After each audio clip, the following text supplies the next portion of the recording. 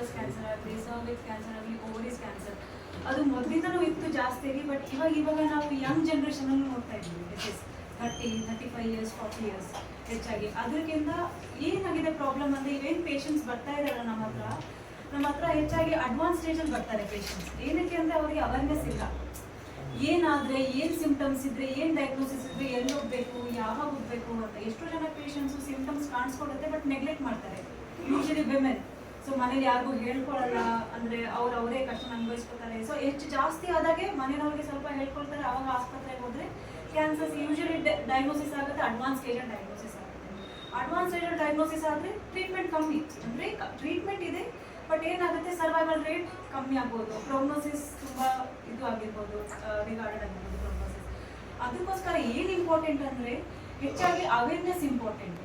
ಏನು ಸಿಂಪ್ಟಮ್ಸ್ ಆದರೆ, ಏನು ಕಾಯಿಲೆ ಅಂದರೆ ಯಾರ ಹತ್ರ ತೋರಿಸ್ಕೊಳ್ಬೇಕು. ಇವಾಗ ಏನಾಗುತ್ತೆ, ನಾರ್ಮಲ್ ಸಿಂಪ್ಟಮ್ಸ್ ಬಂದರೆ ಜನರಲ್ ಫಿಸಿಷಿಯನ್ ಹತ್ರ ನಾರ್ಮಲಿ ಹೋಗಿ ತೋರಿಸ್ಕೊಳ್ತಾರೆ. ಅಲ್ಲಿ ಸ್ವಲ್ಪ ಬೇರೆ ಸಿಂಪ್ಟಮ್ಸ್ ಡಿಲೇ ಆಗ್ಬೋದು, ಅಂದರೆ ಡಯಾಗ್ನೋಸಿಸ್ ಡಿಲೇ ಆಗ್ಬೋದು. ಸೊ ಈ ಅವೇರ್ನೆಸ್ ತುಂಬ ಇಂಪಾರ್ಟೆಂಟ್. ಈ ಅವೇರ್ನೆಸ್ ಗೊತ್ತಾದರೆ ಏನಾಗುತ್ತೆ, ಅವ್ರು ಕರೆಕ್ಟಾಗಿ ಅವ್ರಿಗೆ ಯಾರು ಬೇಕು ಆ ಸ್ಪೆಷಲಿಸ್ಟ್ನ ಕನ್ಸಲ್ಟ್ ಮಾಡಿ ಟ್ರೀಟ್ಮೆಂಟ್ ಇಮಿಡಿಯೇಟ್ಲಿ ಸ್ಟಾರ್ಟ್ ಆಗಿ ಮತ್ತೆ ನಾವು ಅವ್ರನ್ನ ಸರ್ವೈವಲ್ ರೇಟ್ನ ಇನ್ಕ್ರೀಸ್ ಮಾಡ್ಬೋದು. HPV ವ್ಯಾಕ್ಸಿನೇಷನ್ ಅಲ್ವಾ? ಹೌದು, HPV ವ್ಯಾಕ್ಸಿನೇಷನ್ ಇದೊಂದು, HPV ಅಂದರೆ ವೈರಸ್. ಓಕೆ, ಈ ಒಂದು HPV ವೈರಸ್ ಅಂತ ಏನಿರುತ್ತೆ ಅಲ್ವಾ, ಇವಾಗ ನಮ್ಮ ಬೇರೆ ವೈರಸ್ ಎಲ್ಲ ಗೊತ್ತು ನಮಗೆ. ಕೋವಿಡ್ ವೈರಸ್ ಹೇಗಿದೆ, HIV ವೈರಸ್ ಹೇಗಿದೆ, HBCG ಹೇಗಿದೆ. ಸೊ ಇದೊಂದು HPV ಅಂದರೆ ಇದೊಂದು ವೈರಸ್. ಓಕೆ, ಈ ವೈರಸ್ಸಿಂದ ಒಂದು ಕ್ಯಾನ್ಸರ್ ಅಂತ ಹೇಳ್ತೀವಿ, ಸರ್ವೈಕಲ್ ಕ್ಯಾನ್ಸರ್ ಅಂತ. ಸೊ ಇದು ಸರ್ವೈಕಲ್ ಕ್ಯಾನ್ಸರ್ ಈ ಒಂದು ವೈರಸ್ ಇಂದ ಕಾಣಿಸ್ಕೊಳ್ಳುತ್ತೆ. ಬಟ್ ಹೆಚ್ಚಾಗಿ 60 to 70% ಆಫ್ ದ ಟೈಮ್ ವಿಮೆನ್ಗೆ ಈ ಇನ್ಫೆಕ್ಷನ್ ಆಗಿರುತ್ತೆ. ಓಕೆ, ಬಟ್ ಎಲ್ರಿಗೂ ಕ್ಯಾನ್ಸರ್ ಆಗುತ್ತೆ ಅಂತಲ್ಲ. ಸೊ 30 ಇಯರ್ಸ್ ಒಳಗಡೆ ಈ ಥರ ಏನಾದರೂ ಇನ್ಫೆಕ್ಷನ್ ಆದರೆ ಅದು ಯೂಶಲಿ ನಮ್ಮ ಬಾಡಿ ದೇಹದ ಇಮ್ಯುನಿಟಿಯಿಂದ ಈ ವೈರಸ್ ಹೋಗ್ಬಿಡುತ್ತೆ ಆಚೆ. ಬಟ್ ಕೆಲವೊಂದು ರಿಸ್ಕ್ ಫ್ಯಾಕ್ಟರ್ಸಿಂದ ಏನಾಗುತ್ತೆ, ಈ ವೈರಸ್ ದೇಹದಲ್ಲಿ ಉಳ್ಕೊಂಡ ತಕ್ಷಣ ಏನಾಗುತ್ತೆ, ಅದು ಸ್ಲೋಲಿ ಸ್ಟೆಪ್ ಬೈ ಸ್ಟೆಪ್ ಕ್ಯಾನ್ಸರ್ಗೆ ಟರ್ನ್ ಆಗುತ್ತೆ. ಸೊ ಒಂದು HPV ಇನ್ಫೆಕ್ಷನ್ ಅಕಸ್ಮಾತ್ ಒಂದು 30 ಇಯರ್ಸ್ ಅವ್ರಿಗೆ ಆಗಿದೆ ಅಂತ ಅಂದ್ಕೊಳ್ಳಿ, ಅದು ಇಮಿಡಿಯೇಟ್ಲಿ ಕ್ಯಾನ್ಸರ್ ಆಗಲ್ಲ. ಅಟ್ಲೀಸ್ಟ್ ಅವರು 45-60 ಇಯರ್ಸ್ ಆದಮೇಲೆ ಅವ್ರಿಗೆ ಕ್ಯಾನ್ಸರ್ಸ್ ಕಾಣಿಸ್ಕೊಳ್ಳುತ್ತೆ. ಸೊ ನಮ್ಗೆ ಈ ಟೈಮ್ ಏನಿದೆ ಅಲ್ವಾ, 30 to 60 ಆ ವಯಸ್ಸು ಏನು ಟೈಮ್ ಇದೆ, ಆವಾಗ ನಮಗೊಂದು ವಿಂಡೋ ಪೀರಿಯಡ್ ಅಂತ ಇರುತ್ತೆ. ಇದೊಂದು ಕ್ಯಾನ್ಸರ್ ಏನಿದೆ ಅಲ್ವಾ, this is one of the cancer in the body, ನಮಗೆ ಟೈಮ್ ಕೊಡುತ್ತೆ ಡಿಟೆಕ್ಟ್ ಮಾಡ್ಕೊಳ್ಳೋಕ್ಕೆ. ಸೊ ಅದಕ್ಕೆ ಹೇಳ್ತೀವಿ ಎವ್ರಿ 3 to 5 ಇಯರ್ಸ್ ಅದು HPV test, pap smear test every women after the age of 30 ಅಥವಾ after the age of 25 years up to 70 years ಇದು test ಮಾಡಿಸ್ಬೇಕು. So that cancer early ಸ್ಟೇಜಲ್ಲಿ ನಮ್ಗೆ ಕಾಣಿಸ್ಕೊಳ್ಳುತ್ತೆ. ಆಯ್ತಾ, ಇನ್ ಪೇಷಂಟ್ಸ್ ಏನಾದ್ರು ಸಿಂಪ್ಟಮ್ಸ್ ಅಂತ ಬರ್ತಾರೆ ನೋಡಿ, ನಮ್ಗೆ ಏನಾದ್ರು ಕಾಣಿಸ್ಕೊಳ್ತು, ಈ ಥರ ಸಿಂಪ್ಟಮ್ಸ್ ಆಗ್ತಾ ಇದೆ ಅಂತ ಬರ್ತಾರೆ, ಅವಾಗ ಏನಾಗುತ್ತೆ, ಆಲ್ರೆಡಿ ಕ್ಯಾನ್ಸರ್ ಅಡ್ವಾನ್ಸ್ ಸ್ಟೇಜಲ್ಲಿ ಇರುತ್ತೆ. ಯೂಶಲಿ ಕ್ಯಾನ್ಸರ್ ಏನಾಗುತ್ತೆ, ನಮಗೆ ಅರ್ಲಿ ಸ್ಟೇಜ್ ಇದ್ದಾಗ ಏನು ಜಾಸ್ತಿ ಸಿಂಪ್ಟಮ್ಸ್ ಇರಲ್ಲ.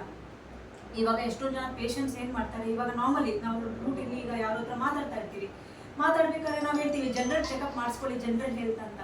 ಅವ್ರು ಏನು ಹೇಳ್ತಾರೆ, ನಮ್ಗೇನು ಕಾಯಿಲೆನೇ ಇಲ್ಲ, ನಾವೇನೇನು ಮಾಡಿಸ್ಕೋಬೇಕು ಅಂತಾರೆ. ಅಲ್ಲೇ ಮಿಸ್ಟೇಕ್ ಆಗೋದು. ಸೊ ಏನೇ ಆಗಲಿ ಕ್ಯಾನ್ಸರ್ ಅಂತ ಏನಿರುತ್ತೆ ಅಲ್ವಾ, ಅದು ನಮಗೆ ಹೇಳಿ ಬರಲ್ಲ ಅಲ್ವಾ. ಸೊ ಸ್ಟಾರ್ಟಿಂಗಲ್ಲಿ ಅರ್ಲಿ ಸ್ಟೇಜಲ್ಲಿ ಏನಾಗುತ್ತೆ, ಯಾವುದೂ ಸಿಂಪ್ಟಮ್ಸ್ ಇರಲ್ಲ. ಸೊ ಅವಾಗ ಏನಾಗುತ್ತೆ, ನಾವು ಕೆಲವೊಂದು ಟೆಸ್ಟ್ ಮಾಡಿಸ್ಕೊಂಡ್ರೆ ಅರ್ಲಿ ಸ್ಟೇಜಲ್ಲಿ ಗೊತ್ತಾಗುತ್ತೆ. ಅರ್ಲಿ ಸ್ಟೇಜಲ್ಲಿ ಗೊತ್ತಾದಾಗ ನಾವು ಟ್ರೀಟ್ಮೆಂಟ್ ಕೊಟ್ಟರೆ ಇಮಿಡಿಯೇಟ್ ಕ್ಯೂರ್ ಆಗ್ಬೋದು. ಆಲ್ಮೋಸ್ಟ್ 90 to 95% ಕ್ಯೂರ್ ಇರುತ್ತೆ. ಅದೇ ನಾವು ಸಿಂಪ್ಟಮ್ಸ್ ಕಾಣಿಸ್ಕೊಳ್ಳೋಷ್ಟರಲ್ಲಿ ಅದು ಅಡ್ವಾನ್ಸ್ ಸ್ಟೇಜ್ ಆಗಿರುತ್ತೆ, ಅದು ಕಷ್ಟ ಆಗುತ್ತೆ. ಇವಾಗ ನೀವು HPV ವ್ಯಾಕ್ಸಿನೇಷನ್ ಕೇಳಿದ್ರಿ. So HPV vaccination cervical cancer related. ಆ ವ್ಯಾಕ್ಸಿನೇಷನ್ನು ಟಾರ್ಗೆಟ್ ಏಜ್ ಗ್ರೂಪ್, ಇವಾಗ ನಮ್ಮ ಮಕ್ಕಳಿಗೆ ಹುಟ್ಟಿದ ತಕ್ಷಣ ಪೋಲಿಯೋ, HPSAG, ಹೆಪಟೈಟಿಸ್ ವೈರಸ್ ಎಲ್ಲ ವ್ಯಾಕ್ಸಿನ್ ಹೇಗೆ ಕೊಡ್ತೀವಿ, ಆ ಥರ ಇದು ಒಂದು ವ್ಯಾಕ್ಸಿನು 9 to 14 ಇಯರ್ಸ್ ಇಬ್ಬರು boys and girls has to be vaccinated with this HPV vaccine. Targeted age group 9 to 14 years. Okay, but ಇದನ್ನು ಅಪ್ ಟು 45 ಇಯರ್ಸ್ ತನಕ ಕೊಡ್ಬೋದು. ಬಟ್ ಏನಾಗುತ್ತೆ, 20 ಇಯರ್ಸ್ ಆದಮೇಲೆ ಕೊಟ್ಟರೆ ನಮ್ಮ ಬಾಡಿ ಇಮ್ಯುನಿಟಿ ಕಮ್ಮಿ ಆಗುತ್ತೆ. ಸೊ ಅದರಿಂದ 100% ಎಫೆಕ್ಟಿವಿಟಿ ಇರಲ್ಲ ವ್ಯಾಕ್ಸಿನಿಂದ. ಬಟ್ ಎಫೆಕ್ಟಿವಿಟಿ ಇರುತ್ತೆ, ಬಟ್ 100% ಇರಲ್ಲ. ಇವಾಗ ನಾವು 14 ಇಯರ್ಸ್ ಒಳಗಡೆ ಕೊಟ್ಟರೆ ತುಂಬ ಆಲ್ಮೋಸ್ಟ್ 95% 100% ಎಫೆಕ್ಟಿವಿಟಿ ಇದ್ದಿದ್ದು, ಏಜ್ ಆಗ್ತಾ ವ್ಯಾಕ್ಸಿನ್ ತೊಗೊಂಡ್ರೆ ಏನಾಗುತ್ತೆ, ನಮ್ಮ ಬಾಡಿ ಇಮ್ಯೂನ್ ಡೆವಲಪ್ಮೆಂಟ್ ಅಷ್ಟು ಇರಲ್ಲ. ಸೊ ಏನಾಗುತ್ತೆ, ಆಂಟಿಬಾಡಿ ಪ್ರೊಡಕ್ಷನ್ ಅಷ್ಟೊಂದು ಆಗಲ್ಲ.